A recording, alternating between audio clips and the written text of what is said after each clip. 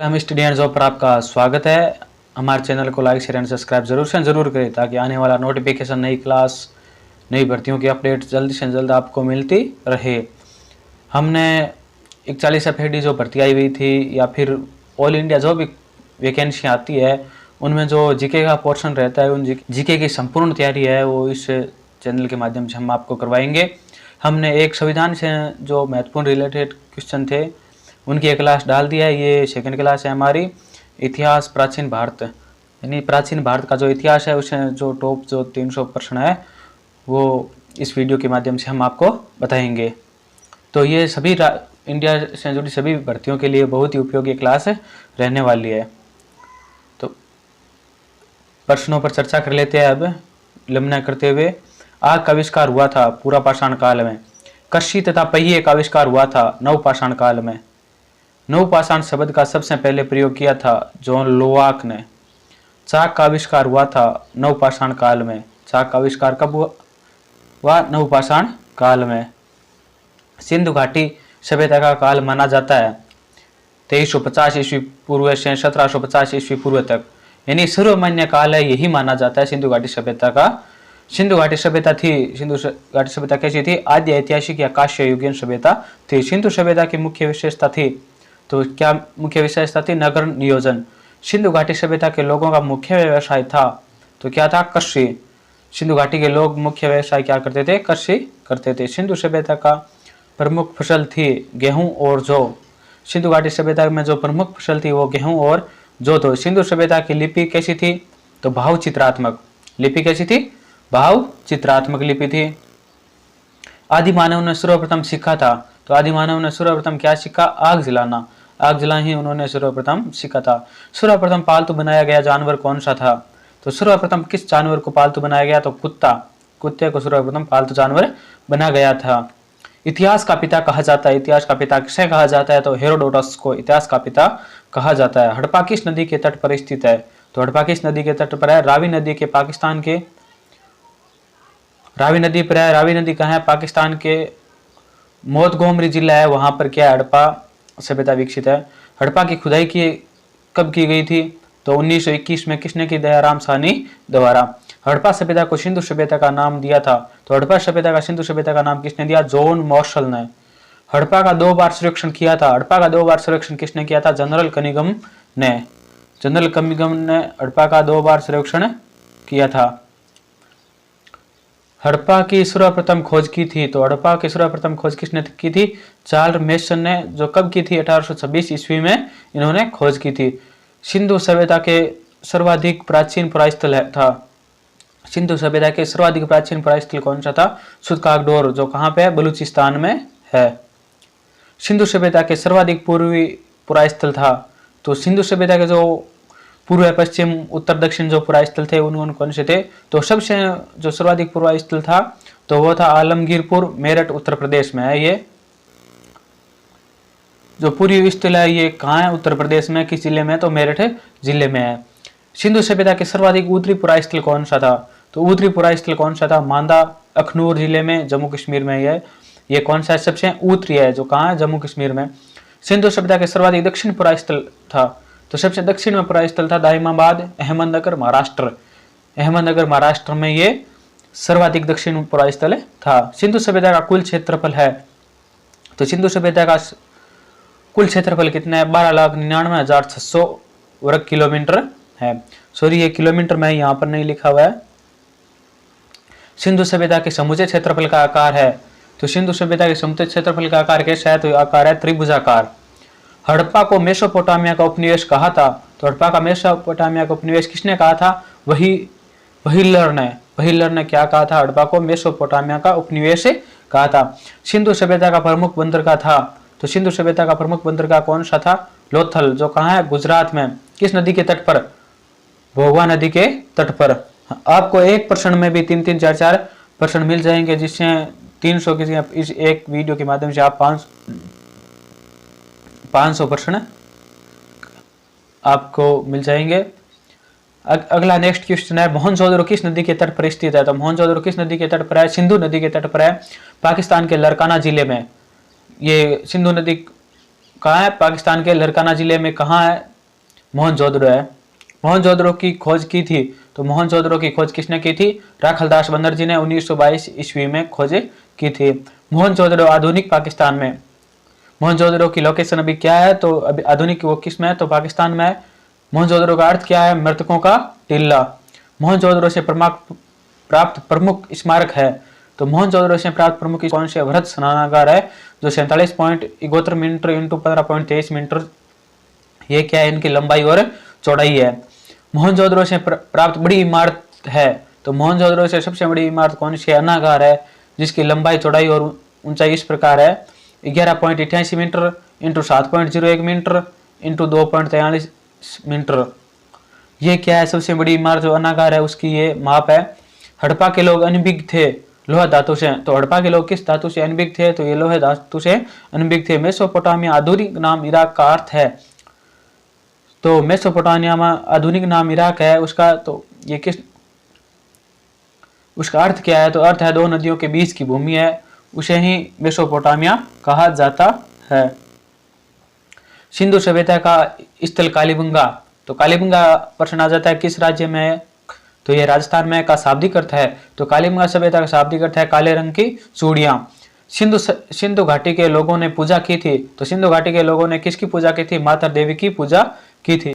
सिंधु घाटी के लोगों का सबसे महत्वपूर्ण वृक्ष था पिंपल, तो सबसे महत्वपूर्ण वृक्ष कौन सा था? पिंपल था। भारत का सबसे बड़ा हड़प्पाई नगर है, भारत का सबसे बड़ा हड़प्पाई नगर है, तो हड़प्पाई नगर कौन सा है? धोलावीरा, जिसका अर्थ है सफेद कुआं। धोलावीरा का क्या अर्थ है? सफेद कुआं। चावल का साक्ष्य मिला है, तो चावल का साक्ष्य कहाँ मिला है? रंगपुर एवं लोथल से, जो गुजरात में है। लिपस्टिक, काजल, चार पहियों वाली गाड़ी के साक्ष्य मिले हैं चहुंदड़ो से, तो लिपस्टिक, काजल और चार पहियों की गाड़ी के साक्ष्य किससे मिले हैं? तो ये मिले चहुंदड़ो से।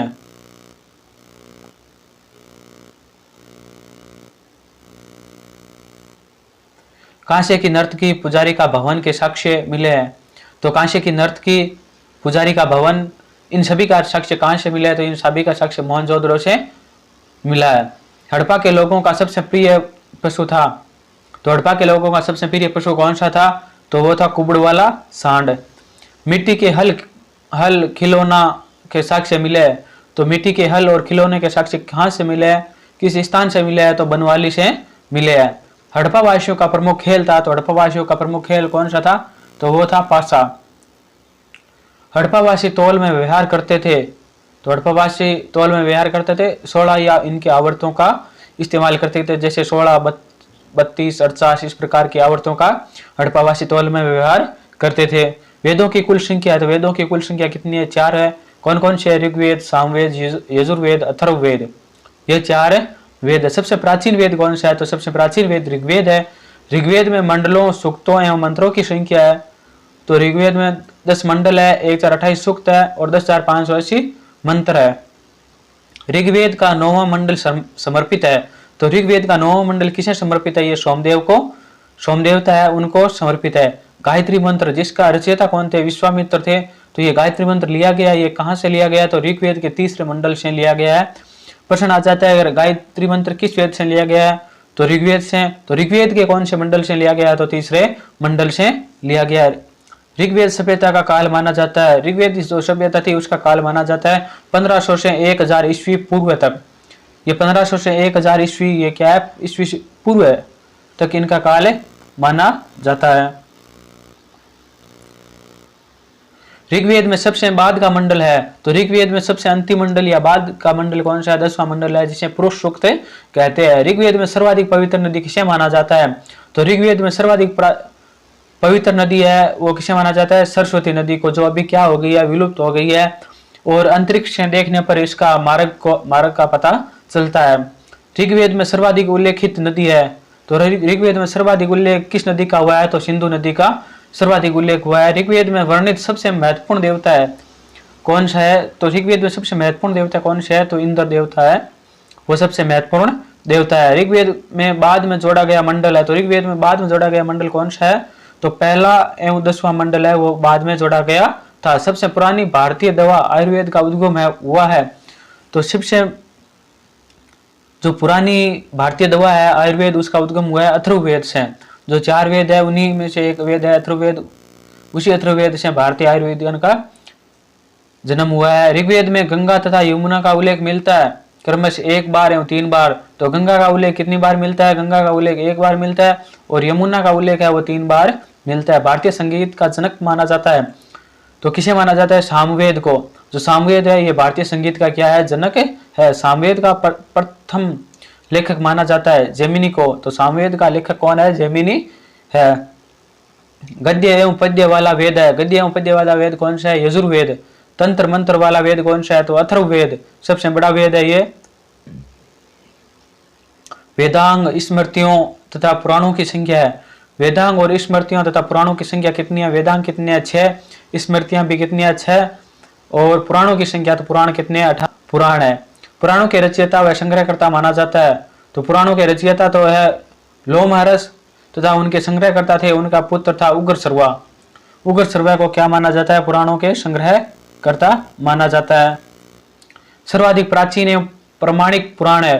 तो सर्वाधिक प्राचीन एवं प्रमाणिक पुराण कौन सा है? तो मत्स्य पुराण है। मत्स्य पुराण से जानकारी मिलती है। तो मत्स्य पुराण से किसकी जानकारी मिलती है? सातवाहन वंश की जानकारी मिलती है। सामवेद तथा यजुर्वेद में मंत्रों की संख्या है। तो सामवेद तथा यजुर्वेद में मंत्रों की संख्या कितनी है? तो सामवेद में तो 1549 है और यजुर्वेद में मंत्र है 1990 मंत्र है। उपनिषदों की कुल संख्या है। तो उपनिषदों की कुल संख्या कितनी है? 108 है। और प्रमाणित उपनिषद कितने हैं? तो ये प्रमाणित उपनिषद है 13। और कुल उपनिषदों की संख्या पूछी जाती है तो वो 108 है। भारत का प्रसिद्ध राष्ट्रीय वाक्य सत्यमेव जयते लिया गया है। तो भारत का जो प्रसिद्ध वाक्य है सत्यमेव जयते, ये कहाँ से लिया गया? ये मुंडकोपनिषद से लिया गया है। अथर्ववेद में मंडलों, सूक्तों एवं मंत्रों की संख्या है। तो अथर्ववेद में मंडलों की संख्या कितनी है? तो 20 मंडल है और 731 सूक्त और 5839 क्या है? मंत्र है। ये किस वेद में? ये अथर्ववेद में है। सबसे प्राचीन एवं प्रमाणिक स्मृति है। तो सबसे प्राचीन स्मृति कौन सी है? और या फिर प्रश्न आ जाता है प्रमाणिक स्मृति कौन सी है? तो मनुस्मृति है। ये सबसे प्राचीन स्मृति है। सोंग वंश के समय इसकी रचना हुई थी। उत्तर वैदिक काल के प्रमुख देवता है। तो उत्तर वैदिक काल के प्रमुख देवता कौन है? प्रजापति। महाभारत के रचयिता है। महाभारत के रचयिता कौन है? वेदव्यास जी, जिसका वास्तविक नाम था द्वैपायन। महाभारत के रचयिता कौन है? वेदव्यास जी, जिसका वास्तविक नाम था द्वैपायन। महाभारत का अन्य नाम क्या है? तो महाभारत का अन्य नाम है जय संहिता। सबसे प्राचीन बौद्ध ग्रंथ कौन सा है? सबसे प्राचीन बौद्ध ग्रंथ कौन सा है? त्रिपिटक। बुद्ध की पूर्व जन्म की कहानी वर्णित है जातकों में। जो जातक है उसमें बुद्ध की पूर्व जन्म की कहानी वर्णित है। जैन साहित्य को कहा जाता है आगम। जैन साहित्य को क्या कहा जाता है? आगम। 16 महाजनपदों का उल्लेख है। तो 16 महाजनपदों का उल्लेख किस ग्रंथ में है? तो अंगुत्तर निकाय में इसका उल्लेख है। जैन धर्म के प्रवर्तक, संस्थापक एवं प्रथम तीर्थकर थे। तो जैन धर्म के प्रवर्तक, संस्थापक एवं प्रथम तीर्थकर कौन थे? ऋषभदेव। महावीर का जन्म हुआ था। तो महावीर का जन्म हुआ था 540 ईस्वी पूर्व वैशाली के कुंड ग्राम में इनका जन्म हुआ था, महावीर स्वामी का। जैन धर्म के 24वें या अंतिम तीर्थकर थे। तो जैन धर्म के 24वें और अंतिम तीर्थकर कौन थे? महावीर स्वामी थे। प्रश्न आ जाता है 23वें तीर्थकर कौन थे? तो 23वें तीर्थकर थे पार्श्वनाथ। जैन धर्म का वास्तविक संस्थापक माना जाता है। तो जैन धर्म का वास्तविक संस्थापक किसे माना जाता है? महावीर स्वामी को वास्तविक संस्थापक माना जाता है। महावीर के पिता, माता तथा पत्नी का नाम था तो क्रमशः पिता का नाम तो सिद्धार्थ, माता का नाम तिरसला और पत्नी का नाम क्या था? यशोदा था। महावीर के बचपन का नाम था तो महावीर के बचपन का नाम था वर्धमान। महावीर थे, महावीर कौन से वंश से संबंधित थे? तो ये क्षत्रिय वर्ण के थे और ज्ञात्रक कुल से इनका संबंध था। महावीर गृह त्याग कर सन्यासी हुए थे। तो महावीर गृह त्याग कर सन्यासी कब हुए थे? 30 वर्ष की अवस्था में ये सन्यासी हुए थे। महावीर की 42 वर्ष की अवस्था में केवल्य ज्ञान की प्राप्ति हुई थी। तो महावीर स्वामी को 42 वर्ष की उम्र में केवल्य ज्ञान की प्राप्ति कहाँ हुई थी? ऋजुपालिका नदी के किनारे साल वृक्ष के नीचे इनको केवल्य ज्ञान की प्राप्ति हुई थी।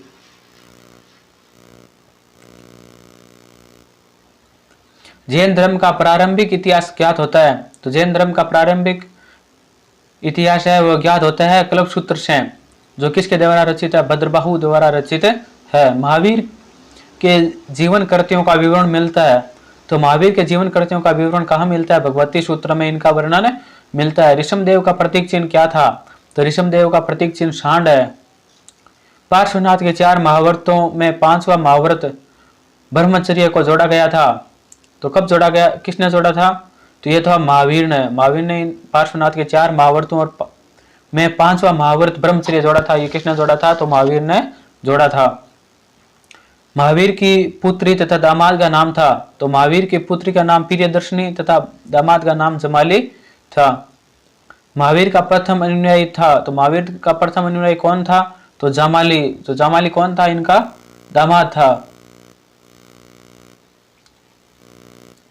महावीर के प्रथम भिक्षुणी शिष्या थी।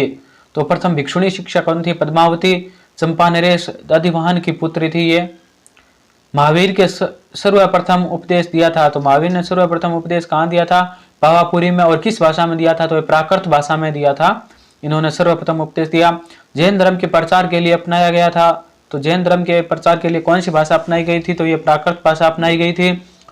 कल्प सूत्र लिखा गया है। तो कल्प सूत्र किसमें लिखा गया है? संस्कृत में लिखा गया है।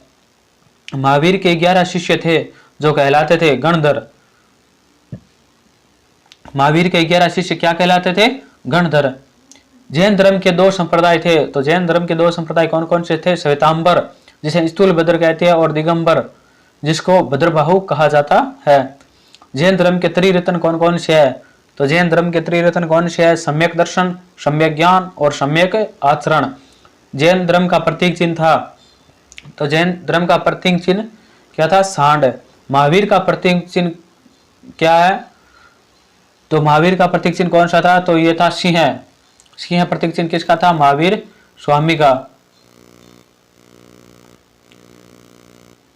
महावीर की मृत्यु 72 वर्ष की अवस्था में 468 ईस्वी पूर्व हुई थी। तो महावीर की मृत्यु है वो 72 वर्ष की अवस्था में 468 ईस्वी पूर्व हुई थी। तो ये कब हुई थी? पावापुरी। कहाँ हुई थी? पावापुरी में, जो राजगृह के समीप में स्थित है। प्रथम जैन सभा 322 से 298 ईस्वी पूर्व हुई थी। तो ये कब हुई थी? पाटलिपुत्र में स्थूलभद्र की अध्यक्षता में। तो प्रथम जैन सभा किसकी अध्यक्षता में हुई थी?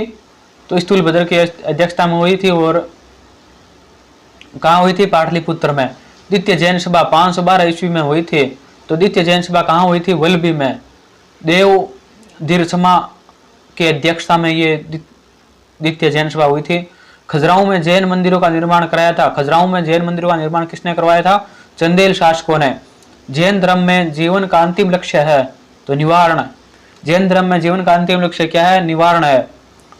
सबसे पुराना जैन कहा जाता है। तो किसे कहा जाता है? 14 वर्ष पूर्व को सबसे पुराना जैन कहा जाता है।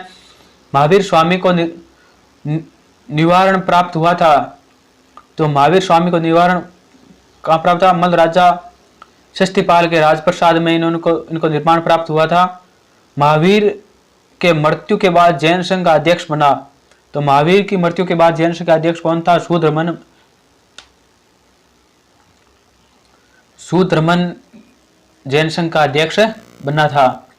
बौद्ध धर्म के संस्थापक थे गौतम बुद्ध। गौतम बुद्ध का जन्म हुआ था। तो गौतम बुद्ध का जन्म कब हुआ था? 563 ईस्वी पूर्व लुम्बिनी नामक ग्राम में कपिलवस्तु में इनका गौतम बुद्ध जी का जन्म हुआ था। गौतम बुद्ध के पिता, माता तथा पत्नी तथा पुत्र का नाम था। तो गौतम बुद्ध के पिता का नाम सुदोधन, माता का नाम महामाया, पत्नी का नाम यशोधरा और पुत्र का नाम था राहुल। बुद्ध का लालन पालन किया था। बुद्ध का लालन पालन किसने किया था? प्रजापति गोमती जो मौसी थी। बुद्ध के बचपन का नाम था। बुद्ध के बचपन का नाम क्या था? सिद्धार्थ।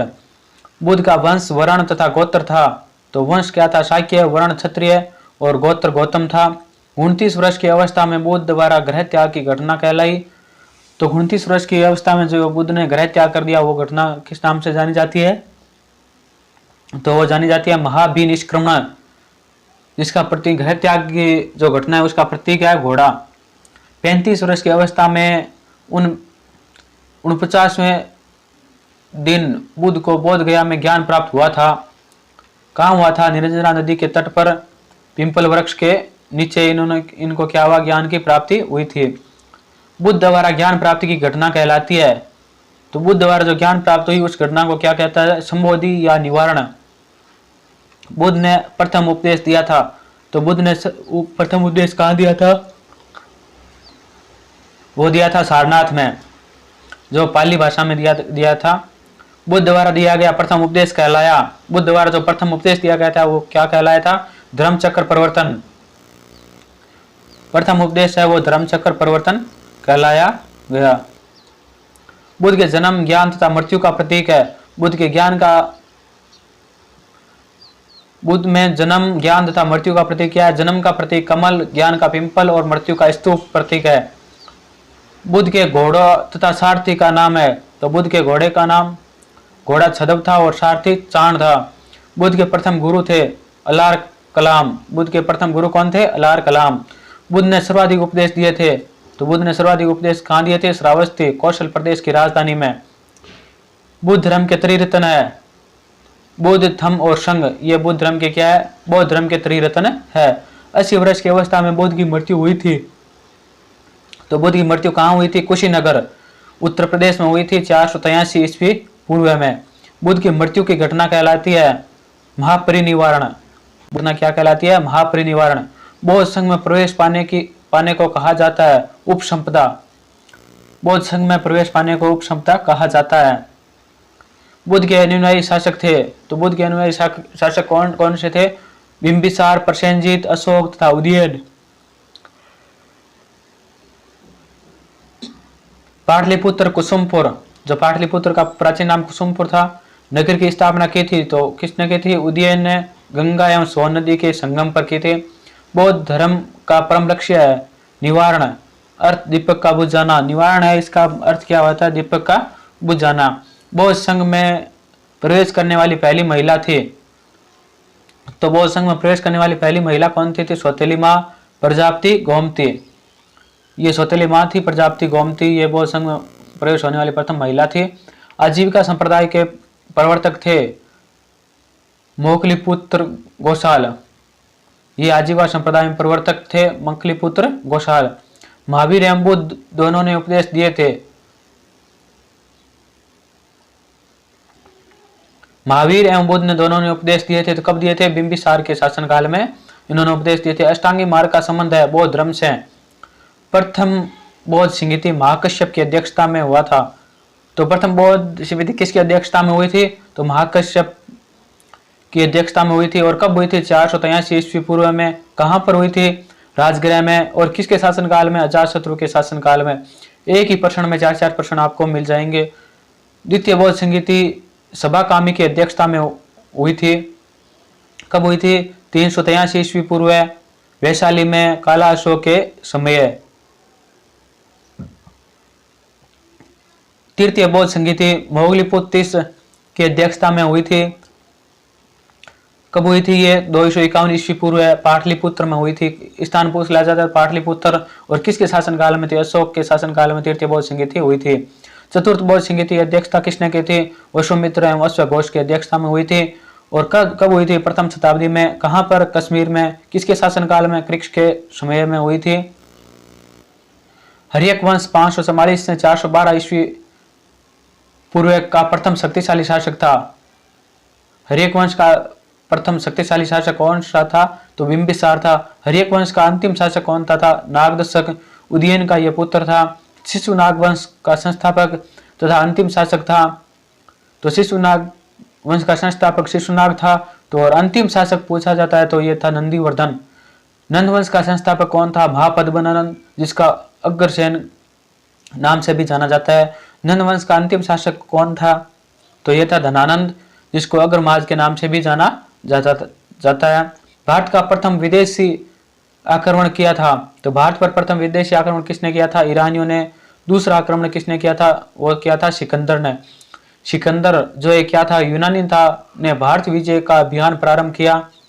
तो 326 ईस्वी पूर्व इन्होंने भारत विजय का जो अभियान है वो प्रारंभ किया था।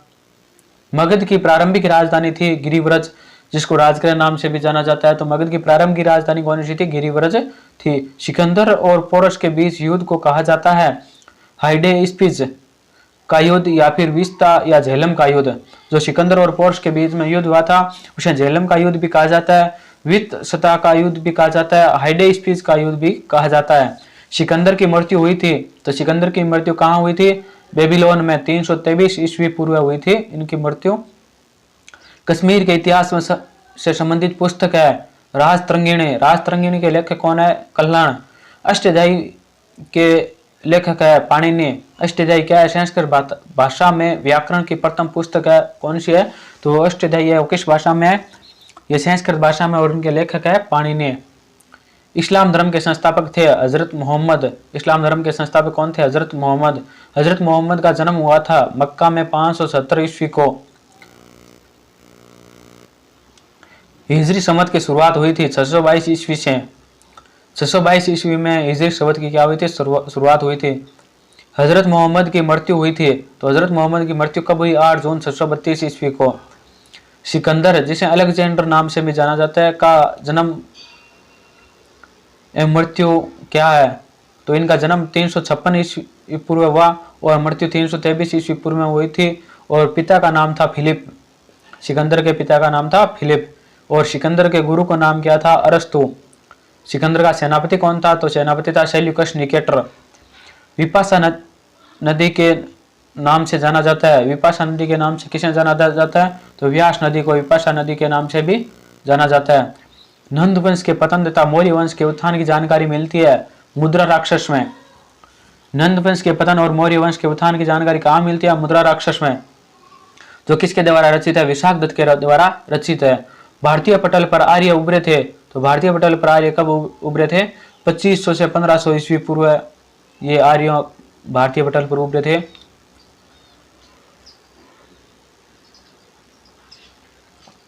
आर्य लोग भारत आए थे, तो आर्य लोग भारत कहाँ से आए थे? मध्य एशिया से। विराल पर्वत मध्य एशिया में, वहां से आए थे। आर्य सर्वप्रथम बसे थे, तो आर्य सर्वप्रथम कहाँ बसे थे? पंजाब एवं अफगानिस्तान में आर्य सर्वप्रथम बसे थे। आर्यों का मुख्य पेय तथा व्यवसाय तथा धातु था, तो आर्यों का मुख्य पेय क्या था? सोमरस था। और व्यवसाय था पशुपालन, और धातु कौन सी थी उनकी? तो लोहा। आय का मुख्य आर्यों का सर्वाधिक प्रिय देवता तथा पशु था, तो आर्यों का सर्वाधिक प्रिय देवता इंद्र, और पशु पूछा जाता है तो वो घोड़ा था। आर्यों की मूल भाषा थी, आर्यों की मूल भाषा कौन सी थी? संस्कृत। मूर्ति पूजा का प्रारंभ हुआ था उत्तर वैदिक काल में। 1000 से 600 ईस्वी पूर्व में जो उत्तर वैदिक काल है, उसी में मूर्ति पूजा का क्या हुआ था? प्रारंभ हुआ था। इस्लाम जगत में खलीफा पद को समाप्त करने वाला शासक था। इस्लाम जगत में खलीफा पद को समाप्त करने वाला शासक कौन था? मुस्तफा कमाल पाशा था, जिसे 1924 में इन्होंने समाप्त किया था। मौर्य वंश के संस्थापक चंद्रगुप्त मौर्य का जन्म हुआ था, तो चंद्रगुप्त मौर्य का जन्म कब हुआ था? 345 ईस्वी पूर्व। मौर्य वंश में जो संस्थापक था चंद्रगुप्त मौर्य, उनका जन्म हुआ था। उनकी मृत्यु है वो 298 ईस्वी पूर्व में हुई थी। चंद्रगुप्त मौर्य ने मौर्य वंश की नींव डाली थी। घनानंद को पराजित कर, जो नंद वंश का अंतिम शासक था, उनको पराजित करके मौर्य वंश की नींव डाली थी। अर्थशास्त्र राजनीति पर आधारित पुस्तक है कि लेखक कौन है? जो लेखक कौन है अर्थशास्त्र के? चाणक्य है, जिसको कौटिल्य नाम से भी जाना जाता है। अर्थशास्त्र संस्कृत की पुस्तक किससे अर्थशास्त्र पुस्तक की तुलना किससे की जाती है? तो अरस्तु की पॉलिटिक्स एवं मैकियावेली की प्रिंस से की जाती है अर्थशास्त्र की तुलना। चंद्रगुप्त मौर्य के गुरु और महामंत्री थे, तो चंद्रगुप्त मौर्य के गुरु चाणक्य और महामंत्री विष्णुगुप्त थे। सर्वप्रथम भारत को इंडिया से संबंधित किया था यूनानियों ने। चंद्रगुप्त मौर्य ने जैन धर्म की शिक्षा ली थी, तो किसने ली थी? भद्रबाहु से। चंद्रगुप्त के दरबार में आने वाला प्रसिद्ध यूनानी था, तो कौन सा था? मेगस्थनीज। सेल्यूकस निकेटर का क्या था? यह राजदूत था। चंद्रगुप्त शब्द का पहला उल्लेख मिलता है रुद्रदामन के जूनागढ़ अभिलेख में। चंद्रगुप्त शब्द का सर्वप्रथम उल्लेख मिलता है। चंद्रगुप्त मौर्य की मृत्यु हुई थी 298 ईस्वी पूर्व श्रवणबेलगोला, कर्नाटक में। बिंदुसार के अन्य नाम है, तो बिंदुसार के अन्य नाम क्या है? अमित घात, अमित्रकोट, सिंहसेन।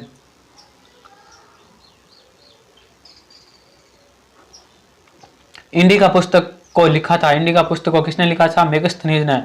भारत में शिलालेख का प्रचलन शुरू किया था। भारत में शिलालेख का प्रचलन कब से शुरू किया था? तो अशोक ने शुरू किया था। अशोक का नाम अशोक किस अभिलेख में मिलता है?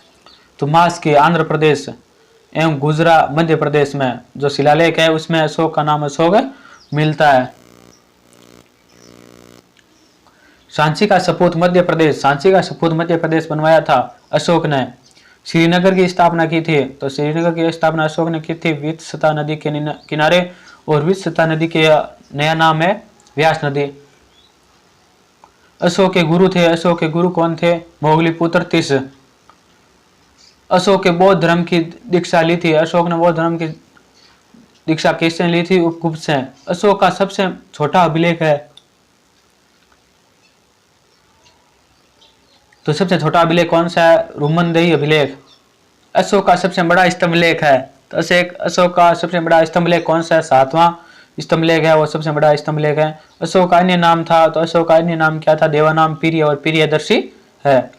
अशोक ने बौद्ध धर्म के प्रचार पाली भाषा में के लिए श्रीलंका भेजा था, तो अशोक ने बौद्ध धर्म के प्रचार के लिए श्रीलंका किसे भेजा था? पुत्र महेंद्र तथा पुत्री संघमित्रा को श्रीलंका भेजा था। अशोक के शिलालेख की खोज की थी, तो अशोक के शिलालेख की खोज किसने की थी? टी पेंथलर ने 1750 ईस्वी में अशोक के शिलालेखों की खोज की थी। अशोक के अभिलेख को सर्वप्रथम पढ़ा था, अशोक के शिलालेखों को सर्वप्रथम किसने पढ़ा था? जेम्स प्रीशियस ने 1837 ईस्वी में। पुराणों में अशोक को कहा जाता है, तो पुराणों में अशोक को क्या कहा जाता है? अशोक वर्धन कहा जाता है। अशोक के कुल शिलालेखों की संख्या है, तो 14 शिलालेख अशोक के कुल। अशोक ने थम स्वीकार किया था, अशोक ने थम स्वीकार किया था कलिंग युद्ध में 261 ईस्वी पूर्व के बाद से। मौर्य वंश का अंतिम शासक था, तो मौर्य वंश का अंतिम शासक कौन था? वरदरथ। अशोक का राज्याभिषेक हुआ था, तो अशोक का राज्याभिषेक हुआ था 269 ईस्वी पूर्व। पिता बिंदुसार था और माता सुभद्रांगी थी। सर्वप्रथम सोने के चलाने का श्रेय जाता है इंडो ग्रीक यूनानियों को। सोने के सिक्के चलाने का जो श्रेय है वो किसे का जाता है? तो इंडो ग्रीक को जाता है, जो यूनानी शासकों को। अशोक के कलिंग युद्ध का वर्णन मिलता है, तो अशोक को जो कलिंग युद्ध किया था उसका वर्णन किस अभिलेख में मिलता है? 13वें अभिलेख में। सोंगवंश का संस्थापक था अंतिम, सोंगवंश का संस्थापक एवं अंतिम शासक था, तो पुष्यमित्र सोंगवंश का संस्थापक था, और देवभूति है ये सोंगवंश का अंतिम शासक था। खेराष्टी लिपि लिखी जाती है, तो खेरोष्टी लिपि है वो किस प्रकार लिखी जाती है? दाईं ओर से बाईं ओर लिखी जाती है। कण्व वंश का संस्थापक तथा अंतिम शासक था, कण्व वंश का संस्थापक वसुदेव था, अंतिम शासक था वो था सुशर्मा कण्व। सातवाहन वंश जो आंध्र प्रदेश में है या था की नींव डाली थी, तो सातवाहन वंश की नींव किसने डाली थी? सिमुख ने। सर्वप्रथम शीशे के सिक्के का प्रचलन किया था, तो सातवाहन शासकों ने क्या किया था? शीशे के सिक्कों का प्रचलन किया था। कुषाण वंश का सर्वाधिक प्रसिद्ध शासक था कृक्ष। कुषाण वंश का सर्वाधिक प्रसिद्ध शासक कौन था? तो ये कृक्ष था। शक संवत का प्रारंभ किया था, शक संवत का प्रारंभ किसने किया था? कृक्ष ने 78 ईस्वी में। कनिष्क की प्रथम राजधानी थी, तो कनिष्क की प्रथम राजधानी कौन सी थी? पुरुषपुर या पेशावर, और दूसरी राजधानी थी मथुरा। कनिष्क का राजकवि तथा राज्यवेद था, कनिष्क का राजकवि था अश्वघोष और राज्यवेद था चरक, जो भारतीय चिकित्सा विज्ञान का जनक भी माना जाता है। भारतीयों के लिए महान शिल्प मार्ग को आरंभ कराया था, तो कनिष्क ने महान शिल्प मार्ग है उसका आरंभ करवाया था भारतीयों के लिए कनिष्क ने। भारत का आइंस्टीन कहा जाता है, तो आइंस्टीन किसे कहा जाता है? नागार्जुन को। शून्यवाद, नागार्जुन कौन थे? ये शून्यवाद के प्रवर्तक थे। गांधार शैली तथा मथुरा शैली का विकास हुआ था, तो गांधार शैली का विकास और मथुरा शैली का विकास है ये कनिष्क के शासनकाल में हुआ था। कुषाण वंश का अंतिम राजा था, कुषाण वंश का अंतिम राजा कौन था? वासुदेव। गुप्त वंश का संस्थापक था श्रीगुप्त, गुप्त वंश का संस्थापक कौन था? श्रीगुप्त था। भारतीय इतिहास में स्वर्ण युग के नाम से जाना जाता है, तो भारतीय इतिहास में स्वर्ण युग के नाम से जाना जाता है, तो गुप्त काल को ये स्वर्ण युग के नाम से भी जाना जाता है। गुप्त वंश का प्रथम महान सम्राट था, तो गुप्त वंश का सबसे प्रथम महान सम्राट कौन था? यह था चंद्रगुप्त प्रथम, जो गुप्त वंश का महान सम्राट था। भारत का नेपोलियन कहा जाता है, भारत का नेपोलियन किसे कहा जाता है? समुद्रगुप्त को। चंद्रगुप्त प्रथम का यह क्या था? उत्तराधिकारी था। समुद्रगुप्त का दरबारी कवि था, समुद्रगुप्त का दरबारी कवि कौन था? हरिसेन। समुद्रगुप्त का उत्तराधिकारी हुआ था चंद्रगुप्त द्वितीय, जिसे विक्रमादित्य के नाम से भी जाना जाता है। चीनी यात्री फायान 399 से 414 ईस्वी भारत आया था। चंद्रगुप्त द्वितीय के शासनकाल में। तो चीनी यात्री फायान किसके शासनकाल में भारत आया था? तो चंद्रगुप्त द्वितीय के शासनकाल में भारत आया था। चंद्रगुप्त द्वितीय विक्रमादित्य के दरबार में प्रसिद्ध कवि नाटककार थे। तो प्रसिद्ध नाटककार और कवि कौन थे? ये थे कालिदास। और चंद्रगुप्त द्वितीय का अन्य नाम क्या है? विक्रमादित्य। नालंदा विश्वविद्यालय की स्थापना की थी। तो नालंदा विश्वविद्यालय की स्थापना किसने की थी? यह थी कुमारगुप्त ने की। और विक्रमादित्य के ये क्या थे? उत्तराधिकारी थे। अंतिम गुप्त शासक था। तो अंतिम गुप्त शासक कौन था? भानुगुप्त। सर्वाधिक स्वर्ण मुद्राएं जारी किए थे। तो सर्वाधिक स्वर्ण मुद्रा किसने जारी की थी? गुप्त राजाओं ने सर्वाधिक स्वर्ण मुद्राएं जारी की थी। मंदिर निर्माण की कला का जन्म हुआ था। मंदिर निर्माण की कला है उसका जन्म कब हुआ था? गुप्त काल में इनका जन्म हुआ था। महरौली दिल्ली में स्थित राजा चंद्र के लोहे स्तंभ को बनवाया था। जो दिल्ली में महरौली लोहा स्तंभ खड़ा है वो किसने बनवाया था? चंद्रगुप्त द्वितीय ने बनवाया था। गुप्त काल के खगोलविद थे। गुप्त काल में खगोलविद कौन थे? वर्रामीर। पुष्यभूति वंश का संस्थापक था। तो पुष्यभूति वंश का संस्थापक कौन था? नरवर्धन। महत्वपूर्ण शासक हर्षवर्धन। तो पुष्यभूति वंश का महत्वपूर्ण शासक कौन था? तो ये था हर्षवर्धन था। और इसका संस्थापक कौन था? ये था नरवर्धन। चीनी यात्री ह्वेनसांग 630 से 644 ईस्वी भारत आया था हर्षवर्धन के शासनकाल में। हर्षवर्धन का दरबारी कवि था तो बाणभट्ट और हर्ष चरित्र जो के हर्षवर्धन का दरबारी कवि था बाणभट्ट। ये क्या थे? हर्ष चरित्र जो पुस्तक है उसके लेखक थे। हर्षवर्धन दक्षिण भारत के शासक पुलकेशी द्वितीय ने हराया था नर्मदा नदी के किनारे 630 ईस्वी में। एक बार हमारी क्लास को सब्सक्राइब जरूर से जरूर करें। हम वेट करते हैं, आप सब्सक्राइब कर दो। उसके बाद आगे प्रश्नों की कड़ी चलती रहेगी। ठीक है, आपने सभी ने सब्सक्राइब कर दिया। आगे प्रश्न देखो। वर्धन वंश पुष्यभूति की राजधानी थी थानेश्वर। वर्धन वंश का राजधानी कौन सी थी? तो ये थानेश्वर वर्धन वंश की राजधानी थी। भूमि देने की सामंती प्रथा प्रारंभ की थी। भूमि देने की जो सामंती प्रथा है वो किसने प्रारंभ की थी? तो हर्ष ने प्रारंभ की थी। पल्लव वंश का संस्थापक तथा प्रथम शासक था। तो पल्लव वंश का संस्थापक व प्रथम शासक कौन था? सिंह विष्णु। राजधानी तमिलनाडु में कांचीपुरम। पल्लव वंश का अंतिम शासक था। तो पल्लव वंश का अंतिम शासक कौन था? अपराजित। 879 से 897 ईस्वी के बीच में था। महाबलीपुरम के एकात्मक रथों का निर्माण करवाया था। तो महाबलीपुरम के एकात्मक रथों का निर्माण किसने करवाया था? पल्लव राजा नरसिंहवर्मन प्रथम द्वारा इनका निर्माण करवाया गया था। कांची में कैलाशनाथ मंदिर का निर्माण करवाया था। तो कांची में कैलाशनाथ मंदिर का निर्माण किसने करवाया? पल्लव राजा नरसिंहवर्मन द्वितीय ने। जो कांची में कैलाशनाथ मंदिर है उसे राजसिद्धेश्वर मंदिर के नाम से भी जाना जाता है। राष्ट्रकूट राजवंश का संस्थापक था। तो राष्ट्रकूट राजवंश का संस्थापक दंतिदुर्ग था। 752 ईस्वी में इनका निर्माण हुआ था। ये जो राष्ट्रकूट वंश है इसका संस्थापक कौन था? दंतिदुर्ग। और इसकी स्थापना कब की थी? तो 752 ईस्वी में। राष्ट्रकूट वंश का अंतिम महान शासक था तो ये कर्षण तीर्थ है जो महान शासक था राष्ट्रकूट वंश का। एलोरा के प्रसिद्ध कैलाश मंदिर का निर्माण करवाया था। तो एलोरा के जो प्रसिद्ध कैलाश मंदिर है इसका निर्माण करवाया था कर्षण प्रथम ने। राष्ट्रकूट वंश के थे ये। राष्ट्रकूट राजवंश की राजधानी थी। राष्ट्रकूट राजवंश की राजधानी कौन सी थी? मान्यखेत। राजधानी कौन सी थी? मान्यखेत। विक्रमशिला विश्वविद्यालय की स्थापना की थी। तो विक्रमशिला विश्वविद्यालय की स्थापना किसने की थी? धर्मपाल ने। पाल वंश का था संस्थापक। कल्याणी के चालुक्य वंश की स्थापना की थी। तो कल्याणी के चालुक्य वंश की स्थापना किसने की थी? तेलव द्वितीय ने, जिसकी राजधानी थी मान्यखेत। वातापी के चालुक्य वंश की स्थापना की थी। तो वातापी के चालुक्य वंश की स्थापना की थी जयसिंह ने और इनकी राजधानी थी वातापी। वेगी के चालुक्य वंश का संस्थापक था विष्णुवर्धन। तो वेगी के चालुक्य वंश का संस्थापक कौन था? विष्णुवर्धन। हिंदू विधि की पुस्तक मिताक्षरा की रचना की थी। मिताक्षरा की रचना किसने की थी? ज्ञानेश्वर ने, जो विक्रमादित्य 6 के दरबारी थे। चोल वंश का संस्थापक था। चोल वंश का संस्थापक कौन था? विजयालय। चोल वंश का संस्थापक कौन था? विजयालय था, जिसकी राजधानी थी तंजौर। चोल वंश का अंतिम राजा था राजेंद्र तृतीय। गंगों की प्रारंभिक राजधानी थी, तो गंगों की प्रारंभिक राजधानी थी कोल्लर और बाद में तलकाडू हुई।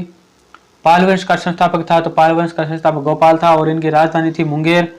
सोन वंश का संस्थापक कौन था? सेन वंश का संस्थापक कौन था? तो सामंत सेन इनका संस्थापक था और राजधानी थी लखनौती। सेन वंश का अंतिम प्रसिद्ध शासक कौन था? लक्ष्मण सेन।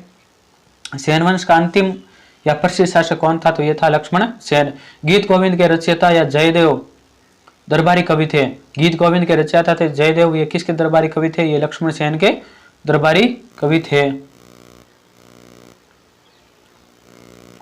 मोहम्मद गजनवी ने 1025 ईस्वी में सोमनाथ मंदिर पर आक्रमण किया था। मोहम्मद गजनवी ने सोमनाथ मंदिर पर आक्रमण कब किया था? तो 1025 ईस्वी में, जिसमें शासक कौन था? तो भीम प्रथम के शासनकाल में इन्होंने आक्रमण किया था। तो ये भीम प्रथम किस वंश के शासक थे? ये सोलंकी वंश के शासक थे। सोलंकी वंश का संस्थापक तथा अंतिम शासक था, तो सोलंकी वंश का संस्थापक मूलराज प्रथम तथा अंतिम शासक था कुमारपाल। गढ़वाल वंश का संस्थापक कौन था? चंद्रदेव। दिल्ली नगर की स्थापना किसने की थी? तोमर नरेश अंगपाल ने 11वीं सदी में दिल्ली की नगर की स्थापना की थी। चौहान वंश का संस्थापक था वासुदेव। चौहान वंश का अंतिम शासक कौन था? पृथ्वीराज तृतीय, जिसे पृथ्वीराज चौहान के नाम से भी जाना जाता है। पृथ्वीराज चौहान एवं मोहम्मद गौरी के बीच तराइन का प्रथम युद्ध हुआ था। तो कब हुआ था? 1191 ईस्वी में, जिसमें विजय रहे थे पृथ्वीराज चौहान। पृथ्वीराज चौहान एवं मोहम्मद गौरी के बीच तराइन का दूसरा युद्ध हुआ था। तो यह दूसरा युद्ध कब हुआ था? 1192 में, जिसमें विजय कौन रहा था? मोहम्मद गौरी। 1192 में प्रथम युद्ध हुआ था, जिसमें विजय पृथ्वीराज चौहान रहा था, और 1192 ईस्वी में द्वितीय युद्ध हुआ था, उसमें विजय व मोहम्मद गौरी हुआ था। पृथ्वीराज रासो के रचयिता थे, तो पृथ्वीराज रासो के रचयिता कौन थे? चंद्रप्रदाई। पृथ्वीराज चौहान का राजकवि है। मोहम्मद गजनवी ने 1001 से 1027 के बीच में भारत पर आक्रमण किया था। तो मोहम्मद गौरी ने भारत पर कितनी बार आक्रमण किया था? तो 17 बार आक्रमण किया था। चंदेल वंश का संस्थापक था नन्नुक। चंदेल वंश का संस्थापक कौन था? नन्नुक था, जिसकी प्रारंभिक राजधानी कालिंजर है। खजुराहो के मंदिर 1000 वर्ष पुराना है का निर्माण करवाया था। तो खजुराहो के मंदिर का निर्माण किसने करवाया था? चंदेल शासकों ने खजुराहो के मंदिरों का निर्माण करवाया था। विजय स्तंभ का निर्माण करवाया था। विजय स्तंभ का निर्माण किसने करवाया था? राणा कुंभा ने। कहां पर? चित्तौड़ में। भारत पर प्रथम मुस्लिम आक्रमण हुआ था। भारत पर प्रथम मुस्लिम आक्रमण अरबों द्वारा हुआ था, जो 712 ईस्वी में हुआ। होयसल वंश राजधानी थी। तो होयसल वंश यादवों की एक शाखा है कि राजधानी कौन सी थी? द्वार समुद्र। सोमवार मंदिर का पुनः निर्माण करवाया था। तो सोमवार मंदिर का पुनः निर्माण किसने करवाया था? कुमारपाल ने। पुलकेशिन द्वितीय पराजित हुआ था। तो पुलकेशिन द्वितीय किससे पराजित हुआ था? नरसिंहवर्मन प्रथम, जो पल्लव वंश का शासक था, उसके द्वारा यह पराजित हुआ था। पांड्यों का राजनीतिक एवं सांस्कृतिक केंद्र था। पांड्यों का राजनीतिक एवं सांस्कृतिक केंद्र कौन सा था? मदुरै। पंजाब के हिंदू शाही राजवंश को स्थापित किया था। पंजाब के हिंदू शाही राजवंश को स्थापित किया था कल्लर ने। चोल वंश का अंतिम शासक था। चोल वंश का अंतिम शासक कौन था? राजा द्वितीय। मौर्य सम्राट में प्रचलित मुद्रा का नाम था। मौर्य सम्राट में जो प्रचलित मुद्रा है उसका क्या नाम था? पण। बिंबिसार के समय मगध की राजधानी थी। तो बिंबिसार के समय मगध की राजधानी कौन सी थी? राजगृह। अरबों ने भारत पर सफल आक्रमण किया था। अरबों ने भारत पर सफल आक्रमण कब किया था? मोहम्मद बिन कासिम के नेतृत्व में 712 ईस्वी में अरबों ने भारत पर सफल आक्रमण किया था। ओदंतपुरी विश्वविद्यालय की स्थापना की थी। ओदंतपुरी विश्वविद्यालय की स्थापना किसने की थी? तो ये गोपाल ने की थी। पाल वंश के ये संस्थापक थे। मंदिर निर्माण की कला विमान शैली का प्रचलन हुआ था। जो मंदिर निर्माण में विमान शैली का प्रचलन है, ये किसके शासनकाल में हुआ था? ये चोल शासनकाल में हुआ था। योग दर्शन तथा शाक्य दर्शन के प्रवर्तक थे। योग दर्शन के प्रवर्तक थे पतंजलि और शाक्य दर्शन के प्रवर्तक थे कपिल मुनि। न्याय दर्शन तथा पूर्व मीमांसा दर्शन के प्रवर्तक थे। तो न्याय दर्शन के प्रवर्तक थे गौतम और पूर्व मीमांसा दर्शन के प्रवर्तक थे जैमिनी। लिंगायत दर्शन के प्रवर्तक कौन थे? तो वासवराज। शून्यवाद के प्रतिपादक कौन थे? नागार्जुन। भुवनेश्वर, जो उड़ीसा में लिंगराज मंदिर का निर्माण 11वीं सदी में करवाया था। तो 11वीं सदी में जो भुवनेश्वर में लिंगराज मंदिर है, ये इसका निर्माण किसने करवाया था? तो ये इसका निर्माण करवाया था राजा ययाति केसरी ने। राजा ययाति केसरी ने। पुरी स्थित भगवान जगन्नाथ के मंदिर को बनवाया था? तो पुरी में भगवान जगन्नाथ का मंदिर है, इसका निर्माण किस सदी में? 11वीं सदी में, और इसका निर्माण वो अवंतीवर्मन ने करवाया था। विख्यात तट मंदिर मामल्लपुरम में को बनवाया था? जो विख्यात तट मंदिर है मामल्लपुरम में, उसका निर्माण या उस किसने करवाया था? तो पल्लव शासक नरसिंह वर्मन द्वितीय ने। मदुरई स्थित मीनाक्षी मंदिर का निर्माण करवाया था? मदुरई में जो मीनाक्षी मंदिर है उसका निर्माण करवाया था मदुरा नरेश तिरुमलाई नायक ने। कोणार्क के सूर्य मंदिर को बनवाया था? कोणार्क जो सूर्य मंदिर है उसका निर्माण करवाया था नरसिंह देव प्रथम ने 1238 से 64 ईस्वी में। तंजौर में वरदेश्वर राजराजेश्वर मंदिर का निर्माण करवाया था राजराज प्रथम ने। माउंट आबू पर्वत पर दिलवाड़ा का प्रसिद्ध जैन मंदिर को बनवाया था? माउंट आबू पर्वत पर दिलवाड़ा का प्रसिद्ध जैन मंदिर का निर्माण करवाया था? तो किसने करवाया था? भीम प्रथम के सामंत बड़ा किसान विमल ने करवाया था। अष्ट छापी स्थापना की थी? तो अष्ट छापी स्थापना किसने की थी? आचार्य विठल नाथ ने। भारत में चिश्ती सिलसिले की शुरुआत की थी? भारत में चिश्ती सिलसिले की शुरुआत किसने की? ख्वाजा मोइनुद्दीन चिश्ती ने। मोहम्मद शाह के जन्म पर मनाया जाने वाला पर्व है? तो मोहम्मद साहब के जन्मदिन पर मनाया जाने वाला पर्व है ईद ए मिलाद उन्वे। बेलूर और हेडबिल के मंदिर का निर्माण करवाया था? बेलूर और हेडबिल के मंदिर का निर्माण किसने करवाया था? होयसैलो ने 12वीं शताब्दी में। बीजापुर के गोल गुंबद मकबरा है? बीजापुर में गोल गुंबद मकबरा है, इसका निर्माण करवाया था मोहम्मद आदिल शाह का।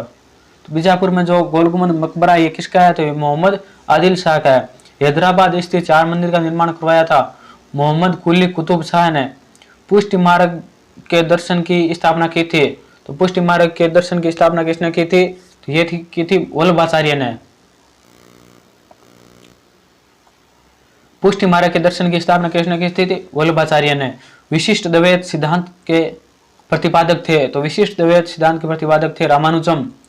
अद्वैतवाद सिद्धांत तथा द्वैतवाद सिद्धांत के प्रतिपादक थे? तो अद्वैत सिद्धांतवाद के प्रतिपादक शंकराचार्य और द्वैतवाद सिद्धांत के प्रतिपादक थे निम्बिकाचार्य।